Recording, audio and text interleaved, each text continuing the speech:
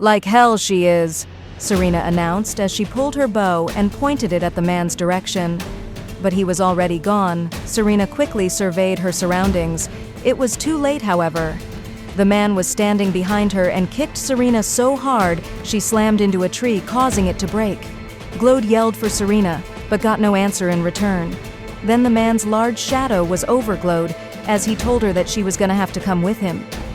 "There's no way we can negotiate about this," Gloede said, but the man simply shook his head no and went to grab Gloede, to which she used the knife that was in her arm to stab him in the hand. The man yelled out, which allowed Gloede enough time to quickly jump away from him.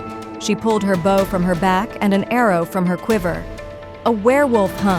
Your clan should have no reason to be over here. Even running full speed for multiple days, it would take at least 20 to get here. So answer, what are your people planning?" she said as she pulled her arrow into her bow, threatening the werewolf. "What are my people planning?" "I don't know and I don't care. See, I'm a bit special to my people. They couldn't handle me and exiled me. Then I met this group that showed me these bustling towns, cities, kinds my village could only dream of.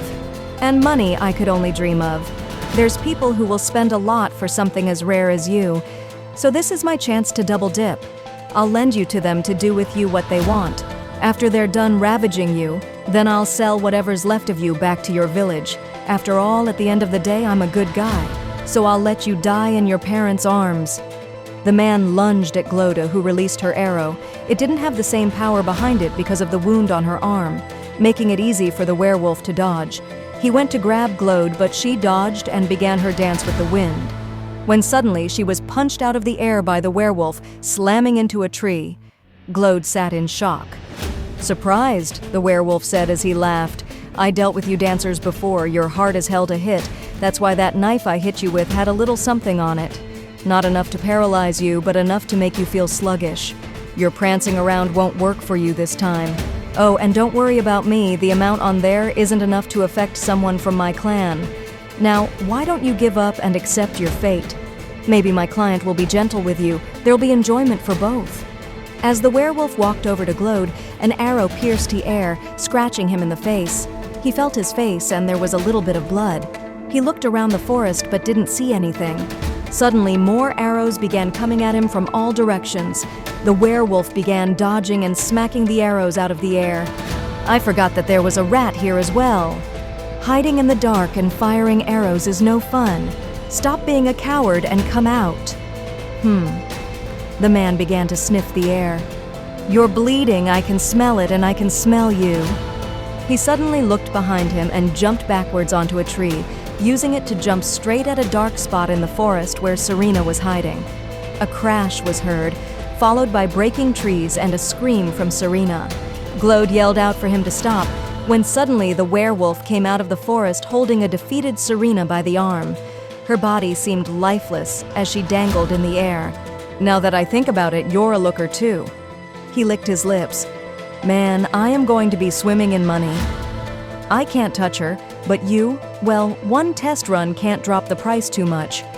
First though, I have to get out of this forest." When the werewolf looked over, he saw Gloede standing, with her entire body shaking violently. "Come on now, that poison had to kick in completely. You can barely stand. No reason to push yourself so hard. It'll just cause you more pain in the long run." The man was extremely confident, so much so he didn't notice, Gloede murmuring under her breath. The werewolf dared Gloede to shoot. She's barely standing. Even if the arrow was released, it can't have any power behind it. If it reaches him, it won't even pierce the skin. Still holding Serena's arm in his hand, he lifted both his arms up, telling Gloede to aim for the chest. After Gloede's last words, that confidence and sly smirk on his face quickly faded. "Miguel Animu?" With those final words, Gloede released her arrow that shot out like a bullet and seemed to gather the surrounding winds as it moved. The werewolf, in shock, dropped Serena and quickly put his arms out in front to try and tank the blow. He was hit by the arrow and tried to stand his ground, but the wind was too strong, he was blown away, and Serena and Gloede was left lying on the ground.